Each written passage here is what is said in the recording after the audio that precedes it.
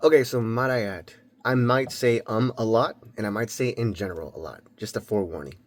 And another thing is, I'm just gonna let this video kind of be a real more down to earth human, because obviously I'm not a perfect person. And yes, I have noticed that I put on a little bit of weight, and that's due to the holidays and other reasons. So it's a work in progress. And for the most part, I'm glad that you're here, and I hope that you learned something valuable, and you get to go and make some great educated decisions regarding your life, yourself, your mental, and whatever else it is. So, with that said, the first thing I'd like to kind of dive into is I I initially threw myself into sales because I wanted to learn, how people think, why they do what they do, and I had a pretty big thesis on this. Overall, I've learned that number one, psychology has a very plays a very main plays a very huge part in sales, not in the way that you would think, mind you. Just like in computer networking, let's use an example here. Just like in computer networking, if you know about computers and cybersecurity, there are folks that are black hats and there are folks that are white hats. And sometimes folks that are black hats don't realize how they're using the terminology or the sales tactics. They are simply innocent to what they're doing, while others are very aware, and that's everybody for each his own, right? So I just want to make you aware of that. And there's other people that are white hats and they have principles, ethics, they follow structure, they carry themselves a different way. They are huge, big time winners. They're not fighting in the shadows. They're out there doing their thing, and it's very public and very, very known to who they are and what they do for themselves and others around them, as far as them being maybe just a salesperson in general or being a leader. So why does psychology have a big part in it? For the most part, what I've learned in door-to-door sales, why it's important to have a healthy psychology, meaning not ego toward yourself. There is a certain measure, I do say, that you should have as far as the ego, but leaving the ego out of this conversation, I would say being able to have some positive self-talk when time gets tough, because going door to door and doing door to door sales, it's a very, very widely known thing to be either crushed or get your teeth kicked in. It's a metaphoric saying, I guess you'd say. And obviously, it's just rough. Nobody likes to just go to a door and knock at a random house, right? It's not a normal thing.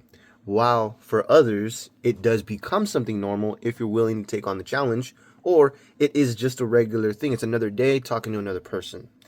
There's many types of people out there that do enjoy it, don't mind it, are willing to try, or are just naturally ready to do so, right? So why psychology is important.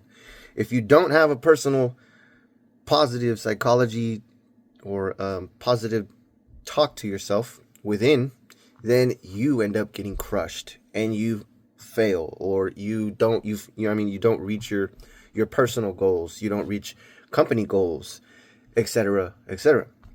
So what psychology can do is understanding yourself. It's like going on a run, okay? When you go on a long, if you've ever done it before, if you haven't, we can explain it at least to the best extent. If you go on a long distance run, some people know that there's a certain point that you get to in that run where it is so difficult to continue because you want to give up, right? And if you get to that point, it's either you think about how to get through that point while you're doing it, or you just don't, you're the type of person that doesn't need to think about it. You just continue moving forward. It doesn't bother you, which is where, quote unquote, I talked about ego has some play in it and ego doesn't. I would say ego doesn't have any play in it when you have a positive self-talk and you're at that certain point of the run, right? And you're able to tell yourself, I could do this. This is the piece of cake. I've done it before. I know that this thing works, right? And what I'm doing is not bad, right? Like, you gotta, there's certain things that you could tell yourself. Obviously, affirmations you could tell you if you're I don't want to say religious, but if you follow a certain God, you could tell yourself about the God that you follow. You know what I mean? Positive talk that's going to keep you going and not let you worry about, oh, I'm getting so many people to tell me no that it's never going to happen for me. Because what is the psychology that you're believing when you're in those thoughts? That means you're either doubting yourself, right? And or you're either believing a lie about your skills, right? About your probably past experiences where you have overcome this. It's just like one thought that isolates you and it corners you somewhere.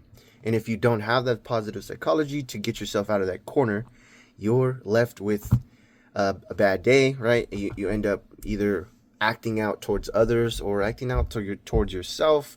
You kind of have that emotional imbalance where it's not just the chemicals in your brain, but it's your attitude, your feelings, your the way you carry yourself. It's a whole whirlwind of things, right? Now, the next thing why psychology is important is because if you don't have a personal psychology or understanding about your skill sets, how will you actually get better, right? If you don't know your weaknesses or your strengths, how will you eventually become a leader if that's something that you want to pursue? So that's stuff that I think about. The next thing I would say is learning how to build trust. If you can't build trust, you're never going to get anywhere. And mind you, that's not an absolute, but to avoid falling into that category of never getting anywhere, you must understand what it takes to build trust. A lot of what it's called is icebreakers. Icebreakers meaning somebody randomly, it's like okay, how about this? Picture yourself at a bar and you're a gentleman that is interested in meeting some new chick, right? And she's at the bar just ordering her drink and you want to figure out who she is, right? You're not just going to approach her and say, hey, you have a big rack. I want to look at them in bed. I mean, some guys can get away with it while others, it's not that way, right? Excuse me for the immature joke. But anyways, the way that you would approach the lady would be like, hey, don't worry about paying for your drink. I got it. It's on me. What's your name, by the way? My name's Rick. I just came in from the bar, from the other bar across the street, and I noticed that you walked in, so I came over here to approach you. Where do you work? Or, there's icebreakers, and there's just direct conversating, right? If you're a salesperson going to a door and it's a complete cold lead, because there are warm leads where people do sign up forms and they're interested in the product. Say, for instance, I've done internet sales. People do fill out forms because they show interest in an internet product, right? They want fast internet, or they want the best that's out there, or they just need internet in general because they got school, blah, blah, blah. The point is, the product is sought after. So it's a warm lead or a very hot lead. Whether they're like, hey, I need internet access now, send a salesman over, get me that deal that I need, and you show up. Therefore, you're like, hey, you could go to the door, like, hey, you signed up this, and this, and we're here now. What can we offer you? Whereas a cold lead is you go to the door and the person that answers the door is like, who the hell are you? Why are you on my doorstep? Right? And the environment is under their control, because if you let it be awkward, how do I explain it? The conversation will be awkward, right? It'll either reflect their feelings or their energy, or the conversation could reflect your energy. If you're energetic, or if you're a calm person, if you're very sharp, right? Or if you're just a classy person and you understand right away when somebody answers the door, you can look them up and down right away and like, oh yeah, okay, this guy's a high-end folk. He deserves, or he knows that he deserves this and this and this, right? Look at his car. He's got a Mercedes out front. This guy likes high-end quality products. I need to approach him a certain way. There's a psychology to it to understand. It doesn't mean that it's dark. It means that you have a certain understanding and you don't try to, Well, to me, like the explanation of the black hat and the white hat for cybersecurity folks, right? A black hat, if you since I mentioned the dark psychology, a black hat would use dark psychology like, hey, I have a Mercedes just like yours, knowing damn well that's a lie because they probably don't have that Mercedes. Now, the difference of someone like, hey, that is a beautiful Mercedes. I hope one day I can get one too by what I'm doing right now. What do you do for work, right? You show genuine interest. And in other words, which brings us to the third part of what I'm talking about in sales, is you're not just there to sell a product, nor yourself, in my opinion. I suggest that you're there to become a friend, to make a new friend. Because if you cannot make a new friend from the get-go, your closing rate and your retention rate will reflect that. Therefore, let's say Daniel or Shaniqua from Team A and Team B are competing with each other because they're the top sales folks of their teams, right? And Daniel always has a higher retention rate with holding clients because he makes friends. But Shaniqua has a very bad retention rate because all she does is throw sales up all over the wall, right? And she hopes for the best. She is simply collecting like a what are those machines called when they go running through the hay farms and they're building up the freaking the hay into bales, right? The baling machine. And she's just throwing shit all over the walls and hoping, some of it sticks.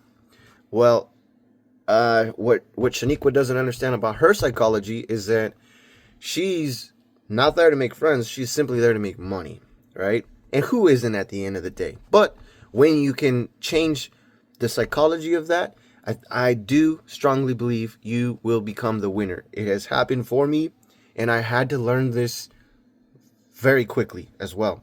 Because at first, when I first got into sales, let's rewind this a little bit. When I first got into sales, I had an agenda. I wanted to learn why, what, etc. I had a thesis. And I even went in with the thought that sales is the most terrible thing ever. And it can be.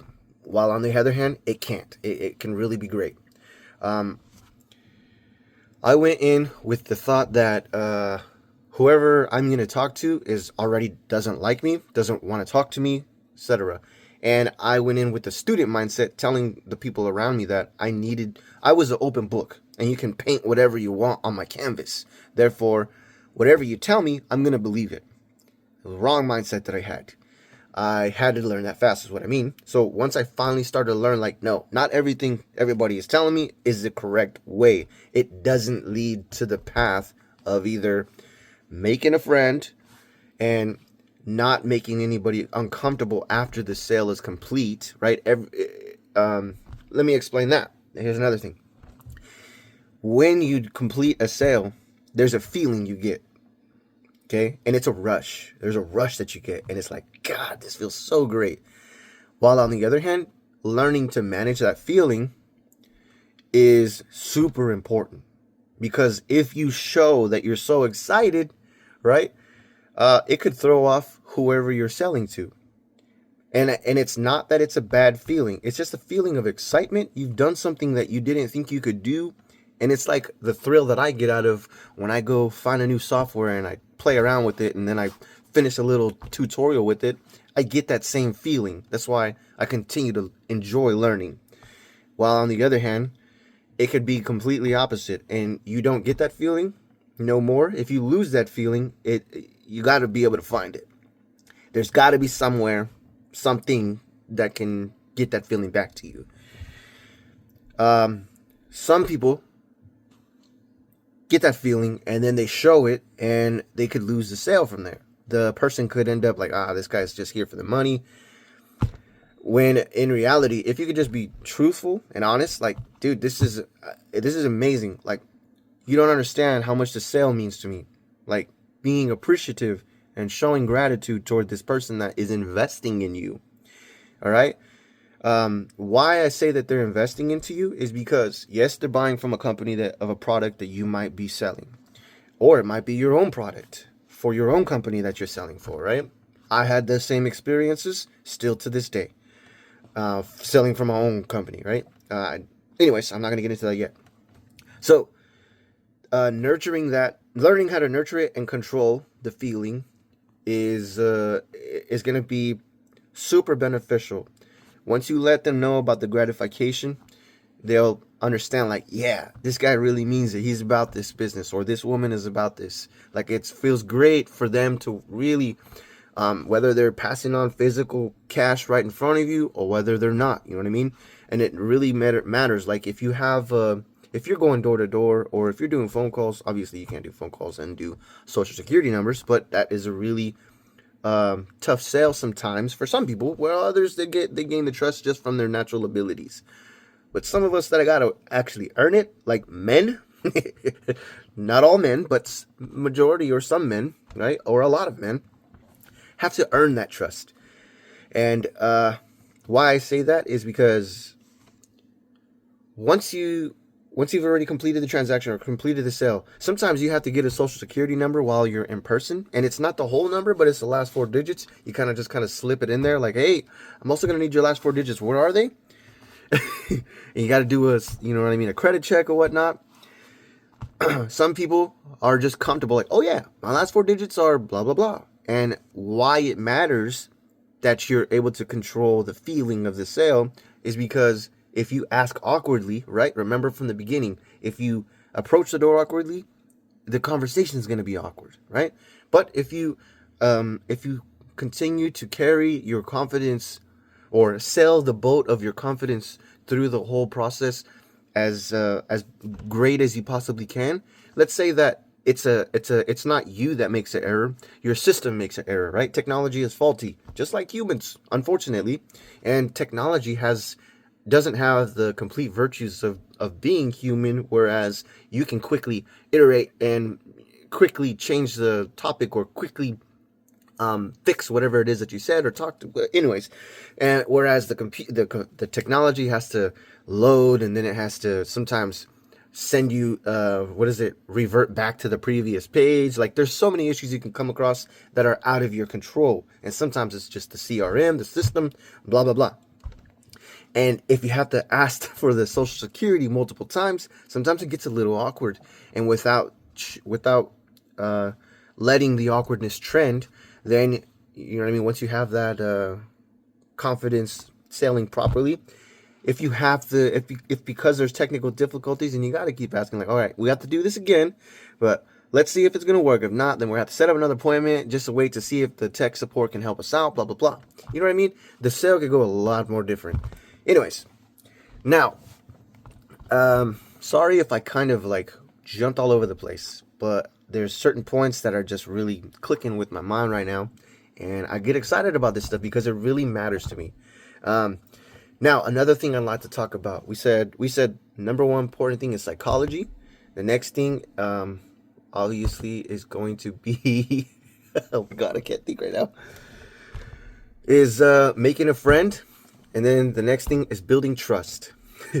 Excuse me, I lost my train of thought for a second. So yeah, psychology, making a friend, and building trust. If you can do all those things, right? If the stars can align with all three of these things, the whole process or the whole thing goes great. If you can't, sometimes, wait, let's back up a little bit too. Retention. Why retention rate is so important is because your closing rate can be outstanding, right? Your closing rate could be outstanding, but it won't always show how great your percentages of closing really is unless it reflects in your retention rate. Like, say for instance, you're a salesman going door to door for internet sales, and you sell internet for XFINITY or AT&T, blah blah blah, right? And you get, out of a whole day, you get 5 sales, okay? And all 5 of those folks have the exact knowledge that you passed on to them. You educated them properly. So all 5 install their internet without canceling within 30, 60, 90, or 180 days. None of them cancel for a whole year, and they end up very happy with their services. Well, that's Daniel's stats or statistics. What if Shaniqua's statistics were she got 10 sales on the day that Daniel got 5, right? But she just threw MO all over the wall, shit all over the wall, and hoped for the best, right? She left her sales up to for the best, and she was in it for the money. She said a little bit of the knowledge that the customer is supposed to get, and it was probably by luck that they were just like, yeah, you know what, let's just do it, right? They're like, get out of my face. It's a kind way to say, yeah, I'll sign up for now, but watch when you leave, right?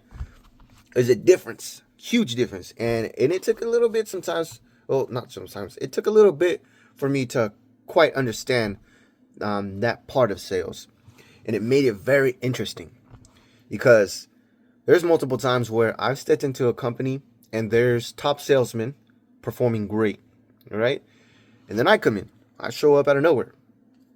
My methodology and overall is whoever the top is, I need to study what their moves are, how they think on the field or within the office, right? And what they do, what they say to make them get to the point where they're the top agent. Why? What is it? You know what I mean? What is it that attracts them? Or what do they attract in general?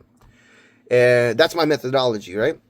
And it's not for me to go and try to compete with them, but overall, it helps me build my own mental state with whatever product I'm selling. And so I build my own, what do you call it? My own Frankenstein persona. There you go. Frankenstein persona as to every day I show up to work. This is what I've learned from this guy, that girl, that lady, that person, blah, blah, blah. And it's not just a script that I'm putting together. Now, talking about scripts, we're going to jump around a lot, and and for sure, all of this is going to make great sense. I know it. I'm going out on a whim on this video. So anyways, talking about a script. Number one thing that I've also learned about sales when it comes to scripts, I stepped into sales absolutely hating scripts because I was like, look, if I got to learn a script, like that's going to make me really robotic, and it's not going to teach me shit. You know what I mean? I was automatically very negative about that. Comes to find out that a script is not the identifying key to unlock the door for you in sales, but it is one of the smaller keys to unlock the padlock for you to then put in the master key to unlock the door. Okay, so let me explain. It is great to learn the script, all right? Let yourself become robotic for the beginning. It's called the incubation period. What do you mean, Rick? What do you mean incubation period? Okay, when a baby's born, all right, sometimes you see it in movies. They're not automatically released to go home right away, right? We got to check the vitals. We got to make sure the baby's healthy and performing correctly as far as crying and being normal and being just a baby, right? And breathing right. And we got to just make sure the baby is healthy. Well, in the same context, learning the script is like that. Your incubation period, learn it inside out. It's like a tree, right? When you plant a seed, it has to grow roots down first, and then it grows up, right? And so each one of those roots are different paths of the conversation that you will have with someone, right? Which is called learning the ins and outs of what this company provides and how this conversation can go. So you become, what I call it is becoming the living, walking brochure, right?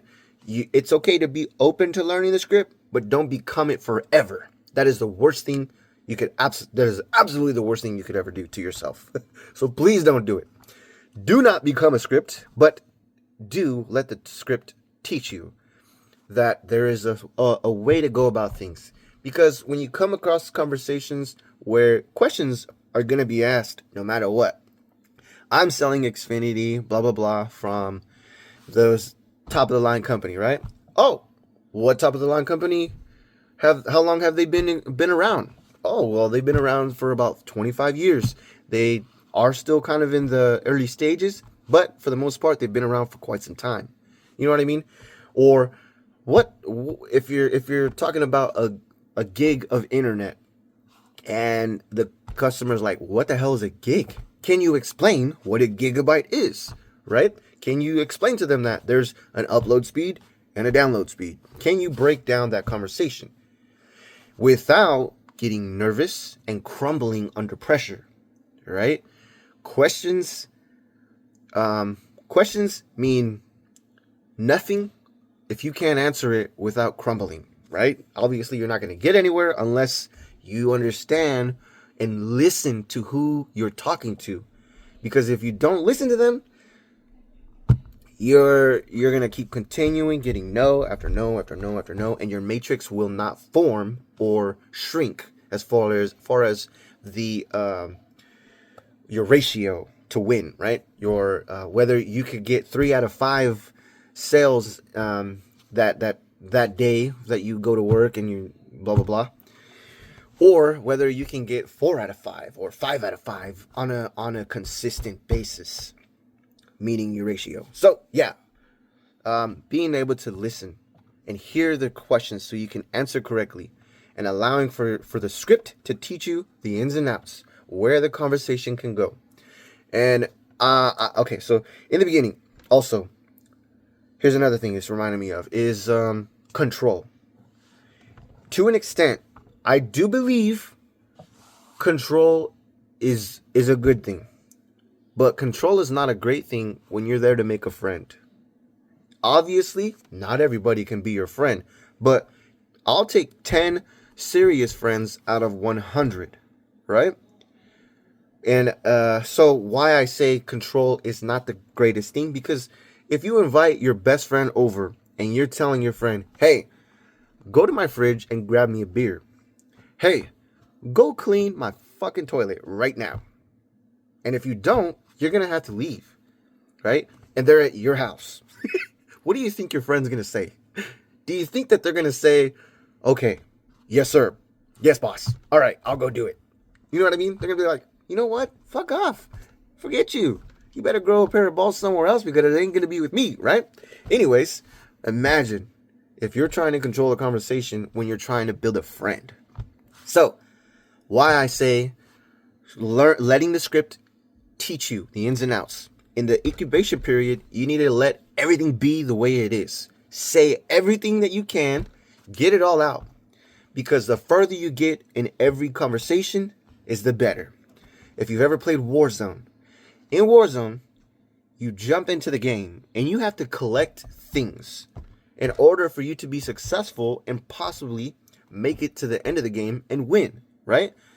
When you're in your territory, let's say that you couldn't find information from a Google search about who a provider might be in internet sales. I'm only using internet sales as an example because I've been doing it lately.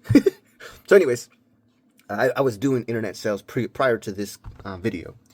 Let's say that you looked up that territory and be like, okay, who's the current providers for this neighborhood, right? Because there's contracts for certain neighborhoods, unfortunately and fortunately. So if there's a provider like AT&T, right, then you have to understand AT&T's got fiber and all I have is copper, right? And so it's either going to be my other services that are intact with my sale, with my product, right? My main product, because they can't get all my other services unless they get internet from me. What do you do when it comes to that case, right? You have to understand who you're talking to, why you're there, etc. Once you start going to doors, let's say you knock the first 5 doors, nobody answers. You have not collected anything after just jumping into the war zone, right? And it's only a metaphor. It's not like you're out there shooting around people. Next, you go to those first 5 doors, and then you land on 2 doors, and you talk to the first person, right? And you get some of your pitch out. And they've told you some answers like, oh yeah, well, I have AT&T here. and we have fiber, yeah. And I'm also working from home, so I kind of don't have a lot of time. And you know what I mean? They start dropping the information, one thing after another.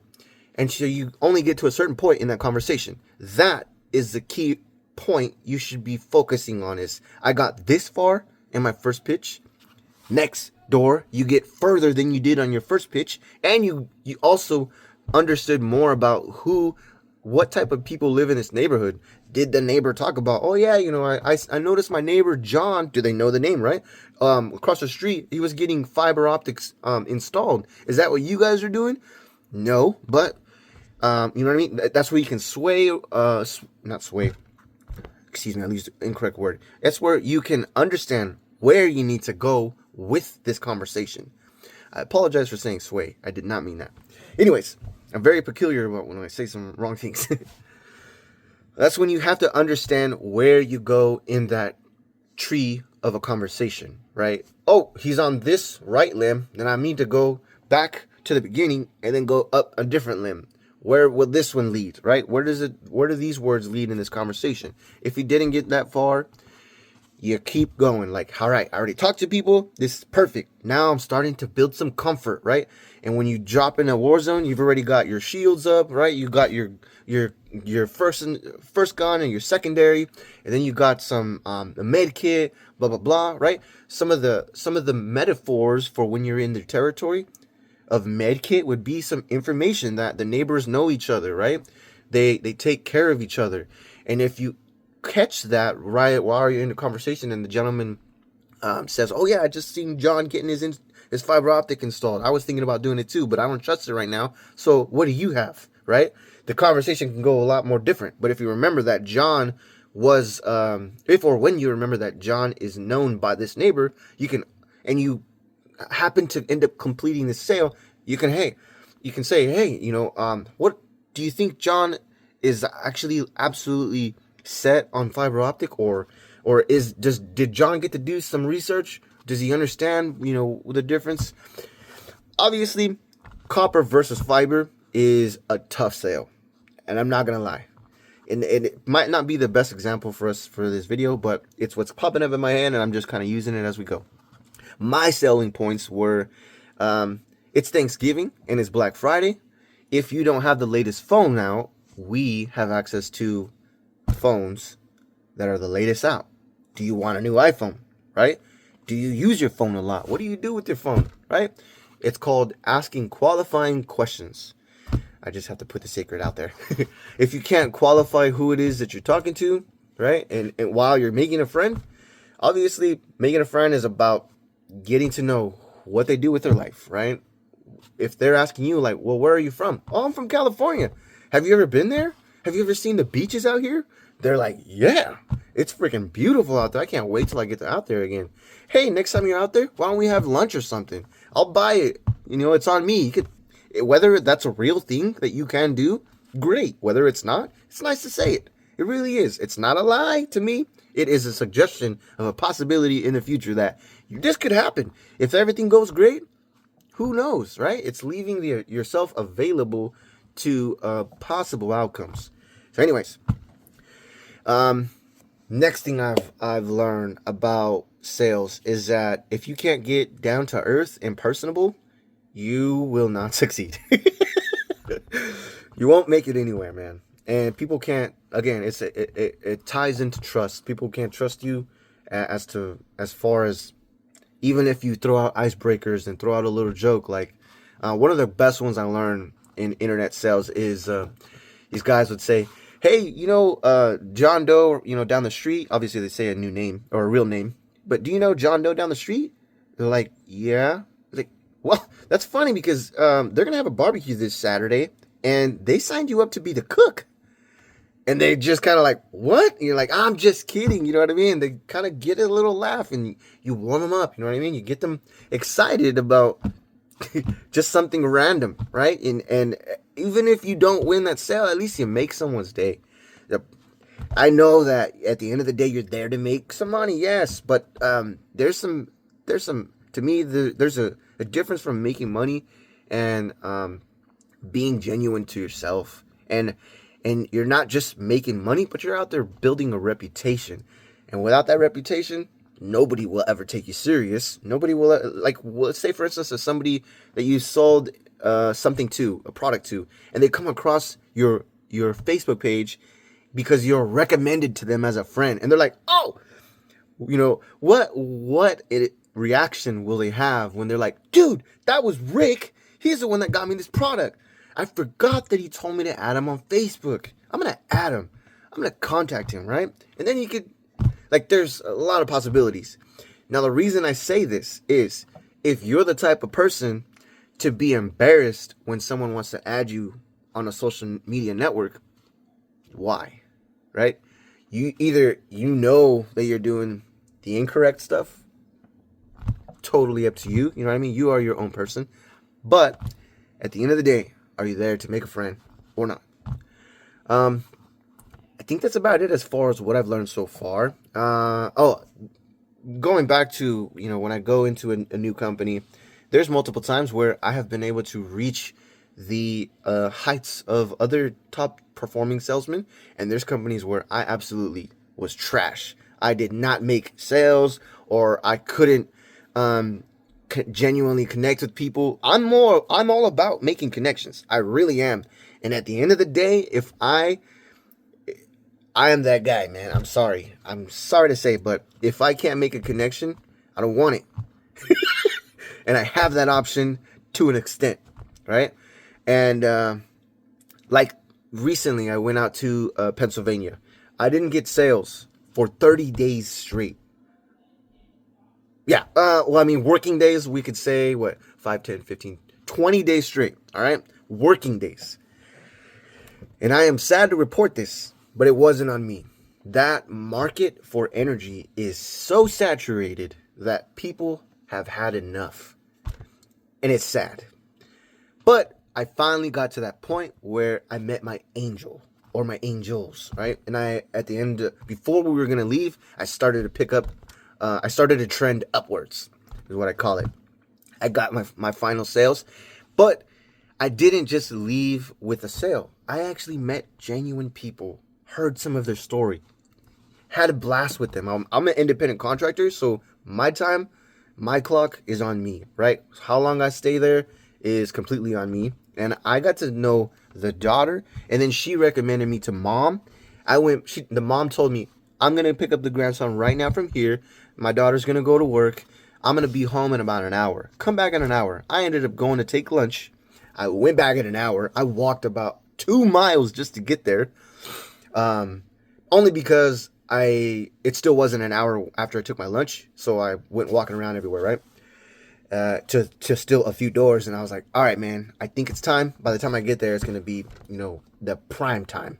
And I showed up. And I had an amazing conversation with the mom, just like I had an amazing conversation with the daughter. Daughter ended up showing up, and it was a blast. Like, I got to know, respectfully earned their phone numbers to keep in touch with them. I didn't try to get their phone number and be like, oh yeah, after this, it's it. You know what I mean? I'm just here to. No, it was an absolute connection. It was great, and they started telling me about their life. They started telling me about how much money they make. And it turns out that the mom is actually a multiple digit figure income maker, whatever you want to call it. And the daughter also is too. And they're just amazing people. They were just wondering, about, what it is that I was offering and why I was there, and asked me a little bit about my life, told them about my kids, my wife. It was great experience.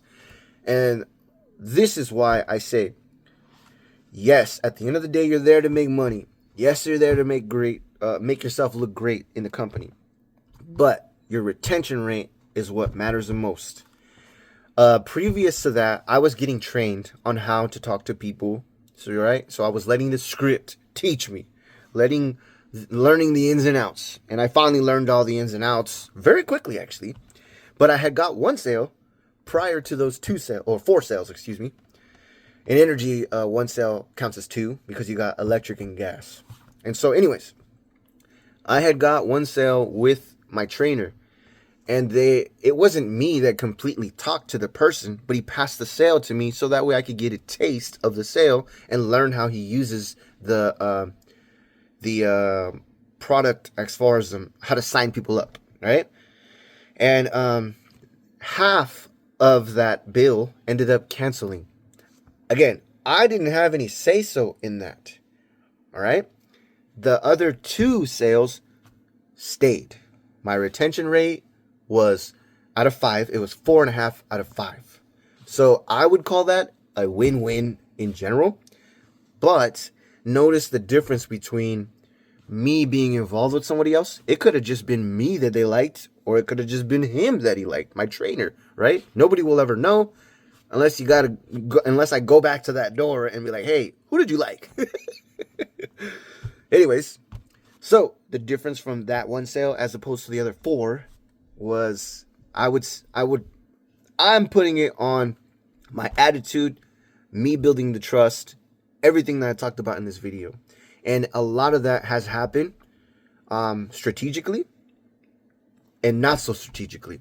Meaning, you could see a person and be like, yes, I am gonna make a friend with this guy. Like, this is it. This is gonna be a sale. Like, it just is.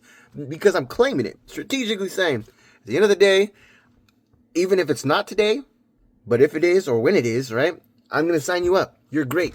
I know you. I can understand you because you kind of reflect my energy.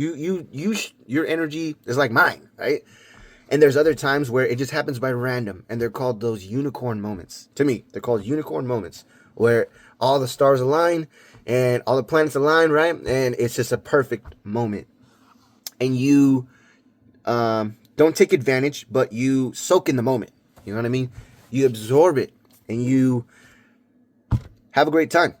At the end of the day, whether you walk out of the day with 1 or 10 sales, and if they all stick, great. You know that you're doing an excellent job, and not just a job, but you're learning and earning, and you're building a great reputation by holding yourself accountable to certain standards, certain things that you will and won't do, right? Because if you're willing to go outside of some of that stuff, I mean, I'm not saying like that this is the only way to do sales, but this is my opinion, right? If you're willing to go outside of like lying to people and being untrustworthy and not committing to following up with those folks when the time be, or if necessary, right? Usually it is necessary in sales, is to follow up and make sure that they're enjoying the products, make sure that they're happy, make sure that their investment was made well, not just in the company and not just in you, but also in themselves, right? Who likes to go through a sale and at the end of the day, going back to that feeling, feel like they were sold, right? Feel like it was just a terrible thing I did. I feel nasty, like I just sinned. You know what I mean? Like, this does not feel well. This is utterly the most disturbing feeling you could have. You know what I mean? So if your energy sticks with them, right? Or when your energy sticks with them and they're comfortable and they're like, yes, I made such a great investment by believing and trusting what you were telling me, and everything panned out exactly as you said.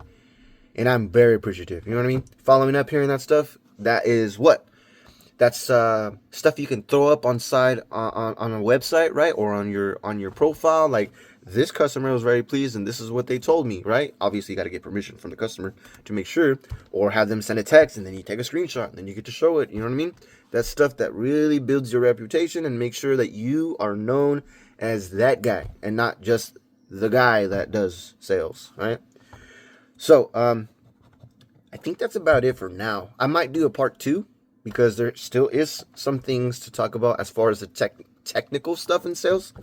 But I just wanted to give those 3 top categories that really have been standing out to me, and kind of hopefully give you a few principles to hold yourself accountable to. When I use principles and when I talk about principles and ethics, it's because what I believe, as far as me having studied in the past, like the Bible and stuff, is believing certain things and how you carry yourself. A principle is like something that keeps you standing up straight, right? And you walk a certain path in life, and those things help you stand up straight without falling, if that makes sense. Without the principles and ethics, you're constantly in a falling phase, and it's like, when am I going to catch ground? When am I going to land? Like, where am I going to start building, right? Not falling like, oh, you fall, you're a sinner, it's forever done for you. No. Meaning, once you have a foundation to stand on, upright, and you follow those principles and those ethics and those things that keep you deeply and utterly committed to being and staying inspired, when you go through some tough times in sales, or when you go through tough times in general, that is the stuff that keeps defining you, because you continue to have a real smile. Like, it's okay. I've been through this shit before. This isn't nothing new. I can get through this, and I will, and I am. Actually, you know what? I'm gonna believe that I'm already through it. I'm already at the other side. And it's not so much that you're psyching yourself out, but that's the positive talk, the psychology, reverting back to that. So yeah, at the end of the day, I hope that you learned something great from this video. If you didn't, please comment down below. I would love to have a conversation with you. It's really not a big deal, but it is something that's important to me, because I want to make sure that I'm providing value and not just some shitty videos on YouTube for you to just kind of laugh at. Yeah. With that said, my name is Rick J. Raina Jr. This is my channel. If you like it, subscribe. If you don't, peace out. Maybe I'll see you next time. With that said, enjoy your day. God bless you, and have a wonderful time. Don't be so